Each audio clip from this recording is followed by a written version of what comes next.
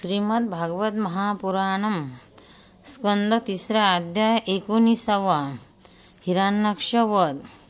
मैत्रेय म्हणाले, ब्रह्मदेवाचे कपटरहित असे हे अमृतमय वचन ऐकून भगवंतांनी त्याच्या भोळेपणावर हसून आपल्या प्रेमपूर्ण कटाक्षाद्वारे त्यांच्या प्रार्थनेचा स्वीकार केला. नंतर ब्रह्मदेवाच्या नाकातून उत्पन्न झालेल्या त्यांनी उडी मारून आपल्यासोबत निर्मळपणे संचार करणाऱ्या शत्रूच्या हनवटीवर गदेचा प्रहार केला.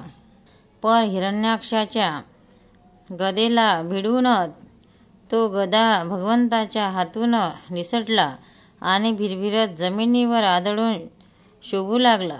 परंतु ही मोठी अद्भुत घटना घडली. त्यावेळी शत्रूवर वार करण्याची चांगली संधी मिळूनही हिरण्याक्षाने त्यांना निशस्त्र पाहून युद्ध धर्माचे पालन करीत त्याच्यावर आक्रमण केले नाही. भगवंताचा क्रोध वाढावा म्हणून त्याने असे केले. गदा खाली पडल्यानंतर आणि लोकांचा हाहाकार बंद झाल्यावर भगवंतांनी त्याच्या धर्मयुद्धाची प्रशंसा केली आणि आपल्या सुदर्शन चक्राचे स्मरण केले. चक्र ताबडतोब घेऊन भगवंताच्या हातात फिरू लागले. परंतु ते विशेषतः आपला प्रमुख पार्षद दैत्याधम हिरण्याक्षाबरोबर खेळू लागले. त्यावेळी त्याच्या प्रभावाला न जाणणाऱ्या देवाचे हे त्वरा करणारे शब्द ऐकू येऊ लागले की, प्रभो, आपले कल्याण असो, याला लगेच मारून टाका. जेव्हा हिरण्याक्षाने पाहिले की कमलदल लोचन श्रीहरी आपल्या समोर चक्र घेऊन उभे आहेत, तेव्हा त्यांची सर्व इंद्रिये प्रक्षुब्ध झाली आणि तो रागाने उसासे टाकीत दात ओठ चावू लागला. त्यावेळी तो तीक्ष्ण दाढा असलेला दैत्य आपल्या डोळ्यांनी त्यांच्याकडे असा रीतीने पाहू लागला की जणू तो आता भगवंतांना भस्म करून टाकेल.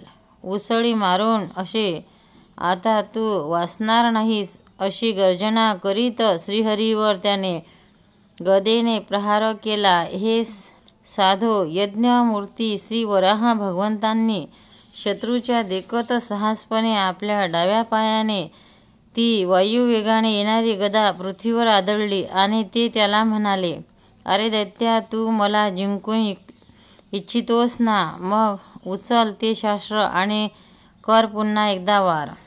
भगवंताने असे म्हणताच त्याने पुन्हा गदा फेकली आणि मोठी आरोळी ठोकली. आपल्या रोखाने गदा येत आहे असे पाहून भगवंतांनी ते जिथे उभे होते तिथेच गरुड जसा नागिनीला पकडतो तशी गदा सहज पकडली.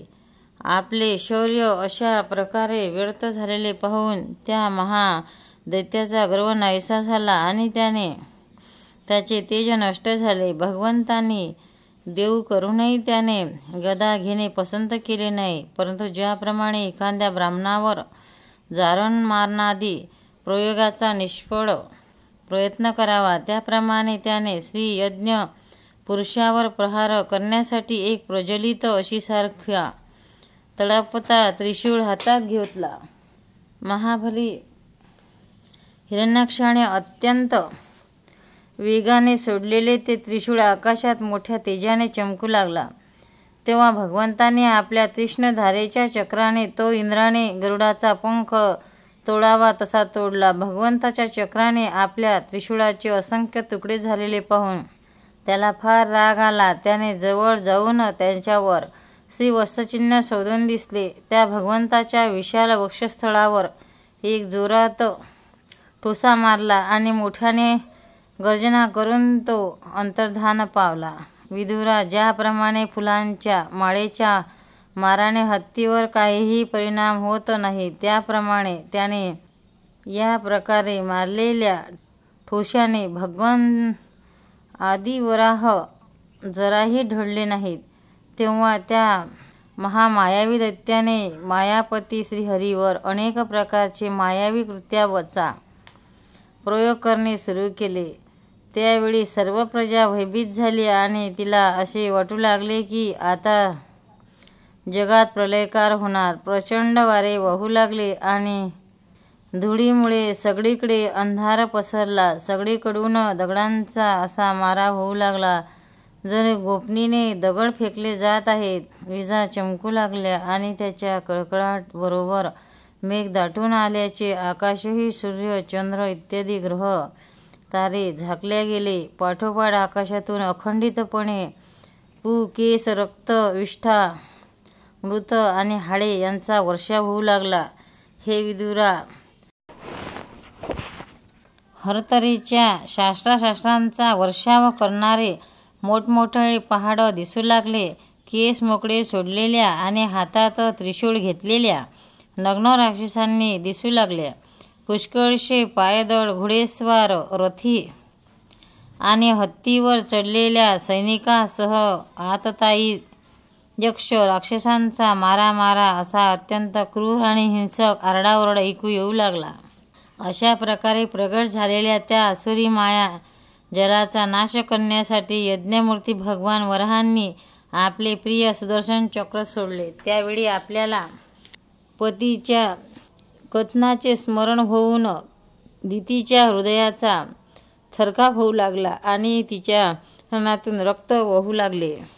आपले मायाजाल नष्ट झाल्यावर तो दैत्य पुन्हा भगवंताच्या जवळ आला. त्याने त्यांना क्रोधाने आवळून धरून चिरडून टाकण्याच्या इच्छेने कवेत घेतले, परंतु त्याने पाहिले तर ते बाहेरचे उभे होते. आता तो भगवंतावर आपल्या वज्रासारख्या कठोर बुक्क्या मारू लागला. तेव्हा इंद्राने ज्याप्रमाणे वृत्रासुरावर प्रहार केला होता त्याचप्रमाणे भगवंताने त्याच्या कानफटीत एक ठोसा मारला. विश्वविजयी भगवंताने जरी सहज ठोसा मारला होता तरी त्या प्रहाराने हिरण्याक्षाचा देह गरगरू लागला. त्याचे डोळे बाहेर आले, हात, पाय आणि केस छिन्नभिन्न झाले आणि तो वावटळीमुळे उखाडलेल्या विशाळ वृक्षाप्रमाणे जमिनीवर आढळला. हिरण्याक्षाचे तेज अजूनही कमी झाले नव्हते.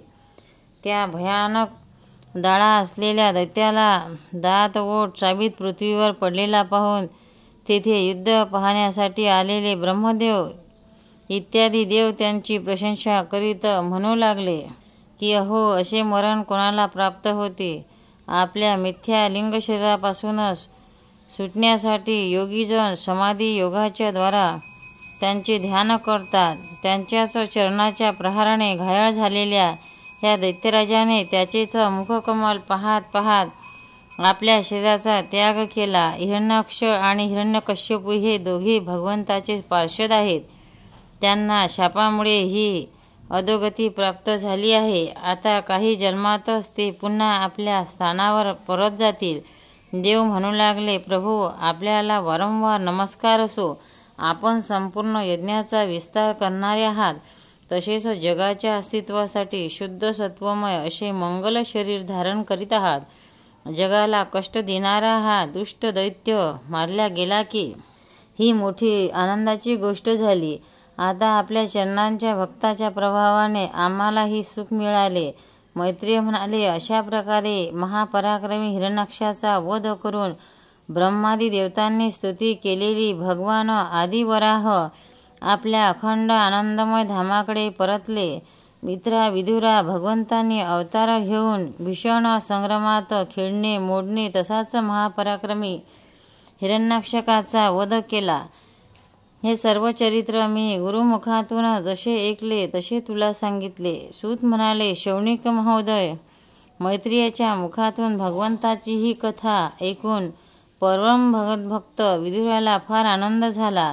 जर अन्य पवित्र कीर्ती आणि परम यशस्वी महापुरुषाचे चरित्र ऐकूनही फार आनंद होतो तर श्रीवत्सधारी भगवंताच्या लीला ऐकून आनंद होईल, यात काय सांगावे.